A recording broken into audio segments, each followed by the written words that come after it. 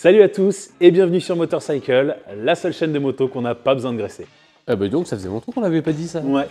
Aujourd'hui, petit sujet en rapport avec l'actualité. L'actualité, encore. Oui, encore. On va parler carburant puisqu'on va se pencher sur le E85.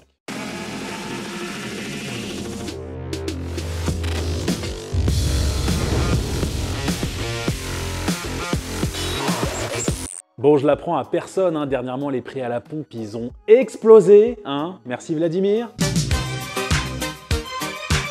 Voilà, résultat, bientôt faudra vendre sa moto pour espérer avoir le budget pour faire un tour avec. C'est pour ça que j'écoute jamais mon cerveau. Bref, cette période de merde, ça nous a donné l'idée de parler du E85, un carburant qui s'est toujours affiché beaucoup moins cher, beaucoup moins cher que le sans-plomb. Je préfère pas donner de chiffres parce que d'une part ça va me déprimer et ensuite parce que ça change tout le temps, donc j'ai pas envie que cette vidéo paraisse complètement hors sujet au bout de 3 jours. Tout ce qu'on peut dire c'est que le sans-plomb il est bien cher, voilà. Donc le E85 on va expliquer ce que c'est, d'où ça vient, comment qu'on fait pour en mettre dans sa moto et s'il y a des risques à faire le plein avec, justement.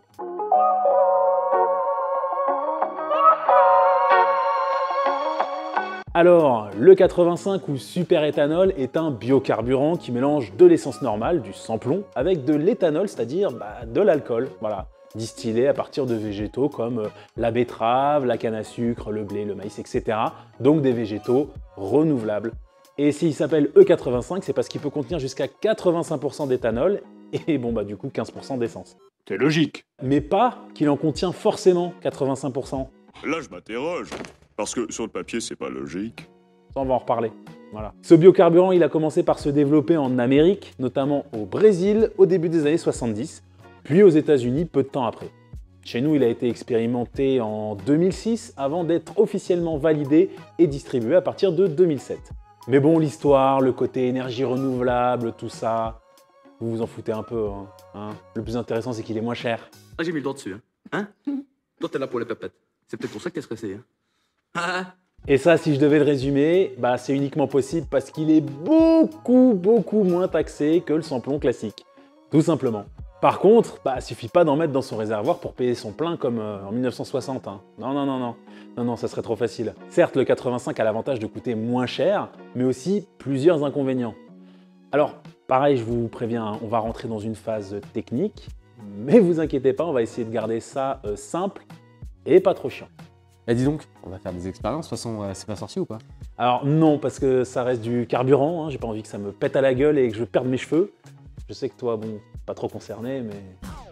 Non mais j'assume complètement. Oui, c'est pour ça que tu mets des casquettes tout le temps. Hello darkness, my old friend. Parce que je vous apprends rien si je vous dis que l'essence, ça brûle. Le feu, ça brûle. Et l'alcool aussi. Mais ça brûle pas pareil. L'indice d'octane est pas le même, par exemple. Le sans-plomb, chez nous, il est à 95 ou 98. L'éthanol, on est plus proche des 106. Et ça veut dire quoi? Alors, en gros, il y a moins de risques d'auto-inflammation, le rendement énergétique est meilleur. C'est bien ça, du coup. Alors oui, sauf que du coup, l'allumage et l'injection de ta moto, oubliez le 85 dans les carburateurs, c'est trop compliqué. Voilà. Enfin bref, tout ça, ils sont pas conçus de base pour fonctionner avec.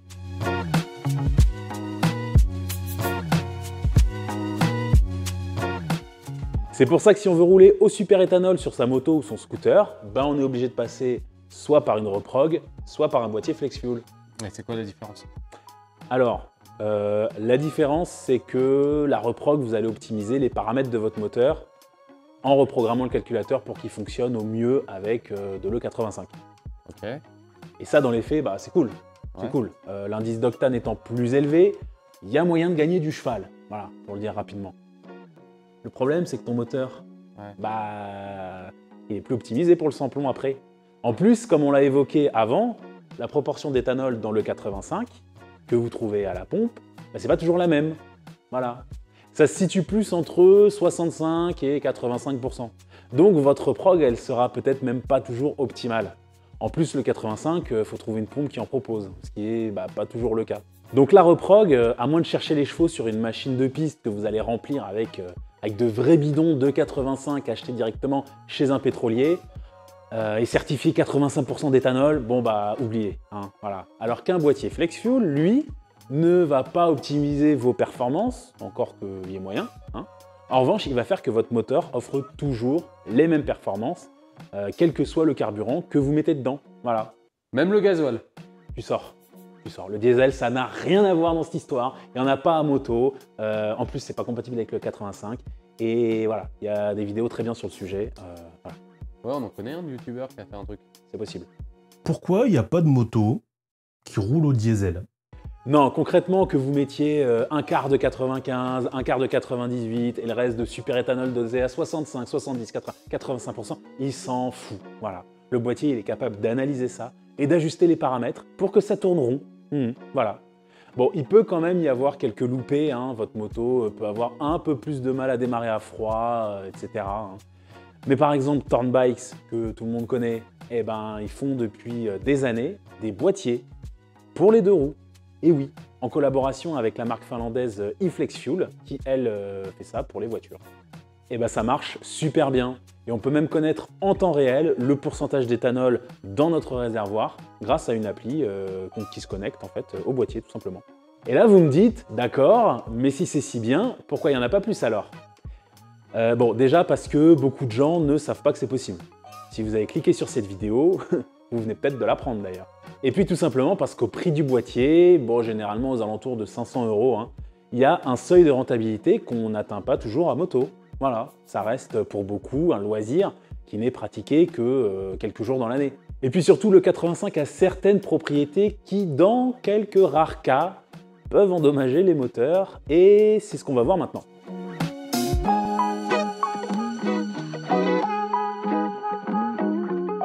Dans le cas d'un mauvais réglage ou de pas de réglage du tout, votre moteur peut faire du cliquetis. Du quoi? Du cliquetis.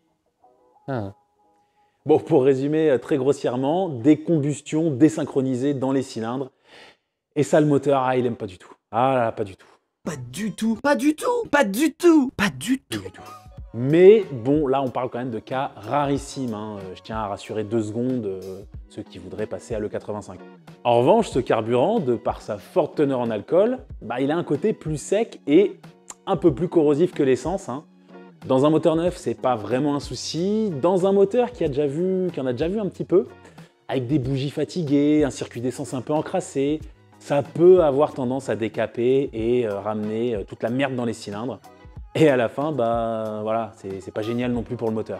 Donc notre conseil, si votre moto a un peu de borne et que vous voulez passer au super éthanol, c'est de changer le filtre à essence et de mettre des bougies neuves. De manière générale aussi, hein, j'ai entendu dire que c'était pas top de laisser stagner ce carburant. Déjà pour les durées d'essence qui pourraient s'abîmer, même si là pour le coup, j'ai jamais entendu personne à qui c'était arrivé. On entendait déjà ça à l'arrivée du samplon 95E10, hein, il y a 10 ans. Cela dit, si vous avez eu des soucis de ce côté-là ou si vous connaissez quelqu'un à qui c'est arrivé, bah, dites-le en commentaire. Ouais, pour le coup, je suis vraiment curieux. Bon, ensuite, on va rentrer dans du plus technique encore, hein, je m'en excuse par avance. Voilà. Dans le cas d'un réservoir à moitié plein, qui serait rempli donc à moitié de 85 et d'essence, l'humidité dans l'air restant peut venir se mélanger avec l'éthanol qui est hydrophile. Résultat, l'essence se retrouve en haut, car plus légère que l'eau, et au fond du réservoir, on a un mélange eau-éthanol qui part en premier dans les cylindres. Et ça, bah, c'est toujours pas bon pour le moteur. Voilà. Encore une fois, en roulant régulièrement et en remettant du samplon, si on compte laisser sa moto dormir un peu, franchement, il n'y a pas beaucoup de risques. Hein. Et puis autre point, c'est la surconsommation. En gros, le 85 fonctionnant différemment, pour que votre moteur roule avec ça, eh ben, il faut quoi qu'il arrive en injecter plus. Et donc faire débiter davantage à la pompe à essence, mais aussi aux injecteurs. Et parfois, des fois, ils peuvent pas en fait. Ils ont pas forcément été conçus pour, donc juste, ça marche pas. Ça marche pas, ça marche pas. En tout cas, bon, la surconsommation, on parle en moyenne de 20 à 30%. Ouais, donc t'imagines sur mon Aprilia? Elle fait 110 km d'autonomie. Ah bah, tu vas même plus passer les 100 bornes. Je passerai ma vie à la pompe à essence. Oui, mais quoi qu'il arrive, tu le payeras beaucoup moins cher. Ouais, ça a du sens, ouais. Voilà, quoi qu'il arrive, ça reste rentable, hein, vu qu'à la pompe, vous le payez au moins 2, voire 3 fois moins cher. Bon, et puis dernier point, c'est l'homologation.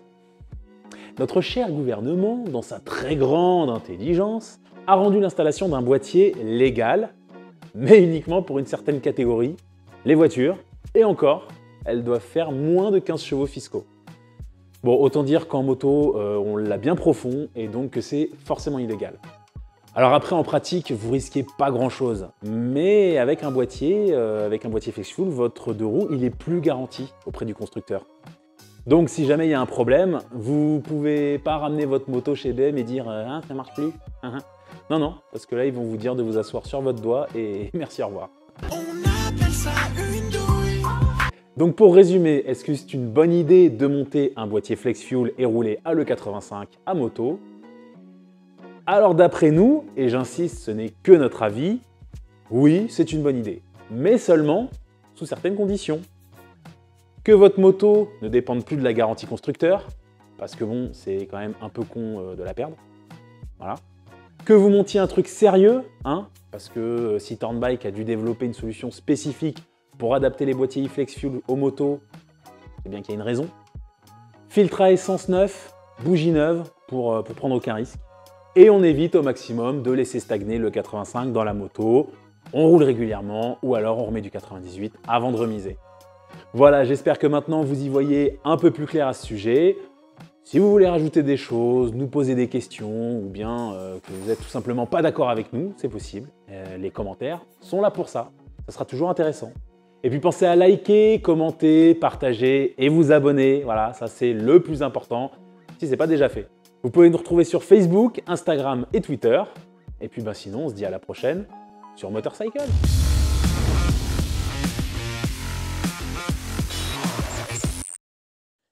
Salut! Tu peux éviter de faire ça? Pourquoi pas? On fera des expressions. Des expressions, oui. Des expressions. Des expressions si tu veux. Ah, vas-y, tu peux lancer. On est bon?